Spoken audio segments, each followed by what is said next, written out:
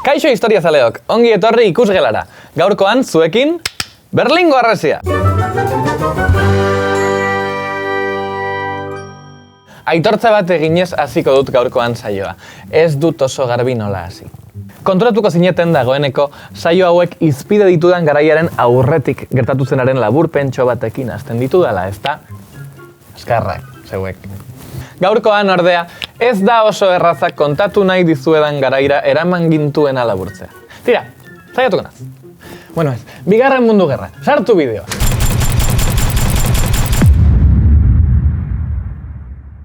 Ondo ala? Bigarren Mundu Gerra amaitzean, Europa berreraikitzeko ordua iritsi zen. Horretarako, konpondu beharreko lehen arazoa Alemaniarekin zer gertatuko zen erabakitzea zen. Museko mai erren bat osatuz, Truman, Churchill eta Stalin mapa batean marrazkiak egiten hasi ziren. Ekialdeko Alemaniaren mugak zehaztu zituzten lehendabizi, eta horretarako Oder-Neisse lerroa marraztu zuten. Honek, Alemania eta Poloniaren arteko muga esartzen zuen. Aldi berean, Alemania, gerraren azken borroketako mugimenduen ondorioz, bitan zatituta zegoen. Mendebaldean, Estatu Batuak, Erresuma Batua eta Frantzia aurkitzen ziren. Ekialdean aldiz, Sobietarrak 1949tik aurrera horrelaxe banatu zuten joko maila. Alemaniako Errepublika Federala, mendebaldean, eta Alemaniako Errepublika Demokratikoa, ekialdean. Ni naiz logikak alderantziz izan behar zuela pentsatzera daraman bakarra.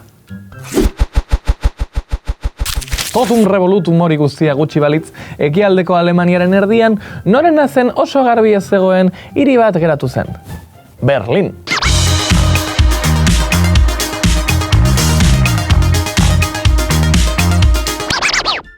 Sobietarrez gain, hirian 3 tropa aliatuetako soldaduak zeuden, Ameriketako Estatu Batuak, Erresuma Batua eta Frantzia, alegia. Honek Berlin 4 zatitan banatzea ekarri zuen, tentsioak nabarmenak ziren, eta bai, hau ez zen hasiera besterik. Me encanta el cine. Ameriketako Estatu Batuek Europa berreraikitzeko Marshall Plana jarri zuten martxan, eta kontinente zaharrera dirua sartzen hasi zen. Berlinen elkartu ziren 3 aliatuek indarrak batu eta euren eremuak batzea erabaki zuten. Berlin bitan zatituta egotera igaro zen. Berreraikitzearekin hasi eta hiria bere normaltasunera itzuli nahian, dimisa bakar bat izatea adostu zuten aliatuek. Marko Alemaniarra. Berlin mendebaldean jaiotzen ari zen sistema hori liberalismo ekonomikoan oinarritzen zen, eta Sobietarrek eredu horren zabalkundea eteteko Berlingo lurmuga guztiak itxi zituzten. Ondorioz, mendebaldeko Berlin lurrez inguraturiko irla batean bilakatu zen. Aliatuek ordea, Stalinen atxeka berako lehen gaizain baliabideak airez sartzen jarraitu zuten. Gauzak horrela, hiri osoa zeharkatuko zuen muga bat eraikitzea erabaki zuten Sobietarrek. Bertatik igaro nahi zuen oro tirokatua izango zen. Bai, 1971 zen, harresi forma zeukan, eta aurkako harresia, babes, fasisten aurkako babes harresia zuen izan. Berlin osoa hartzen zuen eta 3 pasabide besterik ez zituen. Checkpoint Alpha, Hemsteden, Checkpoint Bravo, Dreilindenen, eta Checkpoint Charlie, Friedrichstrassen. Oso erresa da. Harresia 2 herrialderen arteko muga bilakatu zen, baina ez hori bakarrik, harresiak 2 mundu ikuskera banatzen zituen, mundua antolatzeko eta partekatzeko 2 modu. Kapitalismoa versus komunismoa. Merkatu ekonomia versus planifikazioa. NATO versus Varsoviako ituna. Berlin adibiderik hoberena zen munduan gertatzen ari zena ulertu ahal izateko. Gerra hotza. Gerra hotza Ameriketako Estatu Batuak eta Sobietar Batasuna buru zituzten 2 herrialde talde bizitako tentsio garaiari deritzo. 2 modelo ekonomiko, sozial eta politikoren arteko gatazka izan zen, eta hotza deitu izan zaio, bando banako buruek ez zutelako inongo unean zuzenean elkarraen aurka borrokatu. Mundua xake partida erraldoi batean bilakatu zuten, eta bakoitzaren sukursal txikiak izan ziren gerratearen hondamendia zuzenean pairatu behar izan zutenak. Hori gutxi balitz, apokalipsiaren mehatxua etengabea zen. Bai Estatu Batuarrek eta baita Sobietarrek ere arma nuklearrak zituzten, eta bat asein bestea beldur ziren une oro besteak botoi gorria sakatuko ote zuen. Tentsio hori guztia Berlinen gorpuzten zen egunero. Alde bakoitzak bizitzeko modu hoberena berea zela erakutsi nahi zuen. Mendebaldekoek euren kultura eta kontsumismoa zituzten amu, eta ekialdekoek aldiz estatuak eskaintzen zuen babesa. 1980ko hamarkadan ordea, Sobietar Batasuna krisian sartu eta estatuaren babes hori desagertzen hasi zen. Horri burokrazia karguen kontrol falta gehitzen badiogu, Sobietarrak gerra mediatikoa galtzen ari zirela esan genezake. Harresia igaro nahi zuen gehiengoak ekialdetik mendebalderako norantzan egin nahi zuen. Potsdameko historia ikasketen zentroaren arabera, harresia sortu zenetik erori zen arte, alde batetik bestera igarotzean erailak izan ziren pertsonak 125 izan ziren gutxi gorabehera. Guztiek mendebaldeko Berlin zuten helmuga. Izan ziren hala ere, euren helburua lortu zutenak. Hauen artean ezagunena Konrad Schumann Alemaniako Errepublika Demokratikoko soldadua izan zen. Harresia eraikitzen hasi eta 3 egunera egin zuen jauzi alde batetik bestera, zaintza dorre baten lanean ari zela baliatuz. Harresia igarot zuen lehen pertsona izan zen eta oso gogoratuak dira kazetariak ekintzaren unean ez ere zizkioten argazkiak.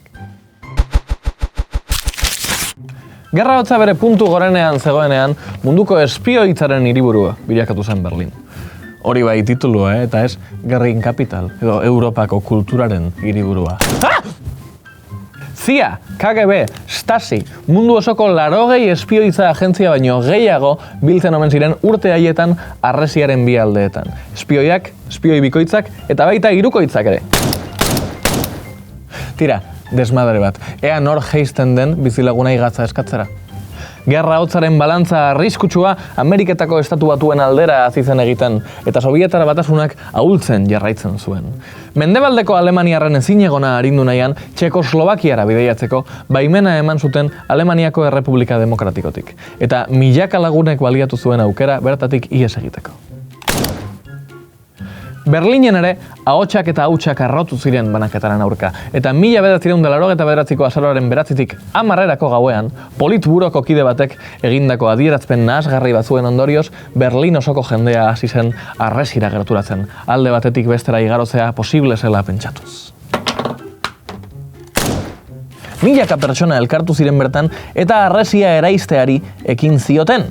Eta horrela, erori zen Berlingo harresia. Eta horrela amaitu zen Alemaniaren zatiketa. Ez daukot muniziorik!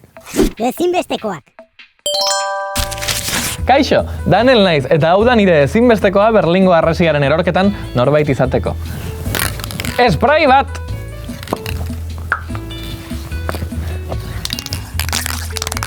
Azaroko gau hartan, harresia botatzen hasi zirenean, Berlingo artistek protagonismo nabarmena izan zuten. Tartean, mendebaldera ere besteratu zen Mstislav Rostropovich biolontxelo jotzaile sobietar bertutetsua.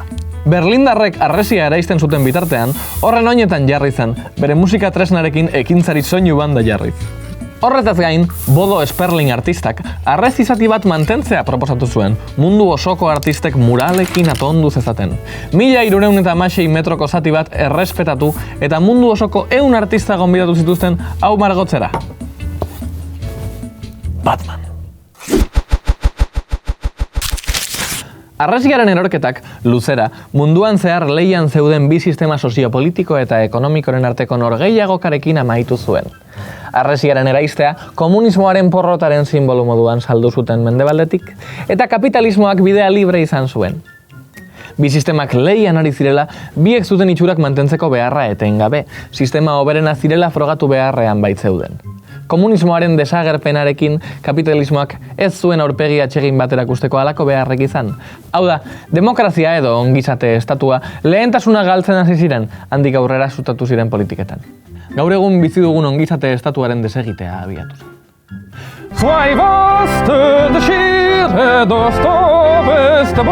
Ez dakit arrusiera segia esan. Eta ondoren, hau ondo baino beto ezagutzen duzuelakoan naiz. Merkatu librea, kapitalismoa, subenirrak, Yuri Gagarinen giltzarrapo komemoratiboak, Mikhail Gorbachev pizzajat batean sartuta, kriptotxamponak, apokalipsia. Hurrengoan gehiago izango duzue. Mila esker eta agur. Ta jan jogur.